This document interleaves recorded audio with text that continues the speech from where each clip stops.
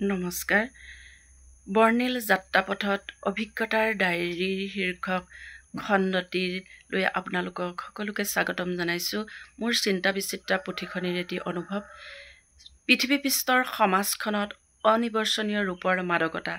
প্ৰাত্যাহিক ব্যস্ততাৰ মাজত পৃথিৱীপৃষ্ঠৰ সমাজখনতেই বিচাৰি পাব পাৰি হেঁপাহৰ মুকুতা। যিধাৰী মুকুতাই উজ্বলাই তুলিব পাৰে জীৱন, সিঁচিব পাৰে অমৃতৰ বীজ, জন্ম দিব পাৰে একাজলি ৰ'দ, সেই ৰ'দতেই পোৱা যায় অমৃতময় মাদকতা। পাচিহেৰীয়া আঙুলিয়ে অঁকা প্ৰতিটো শব্দই যদি বৰ্ণিল ৰঙৰ সমাহাৰ ঘটাব পাৰে, তেন্তে পৃথিৱীপৃষ্ঠত সেই শব্দটো পোৱাত যায় অনন্য এক মাদকতা।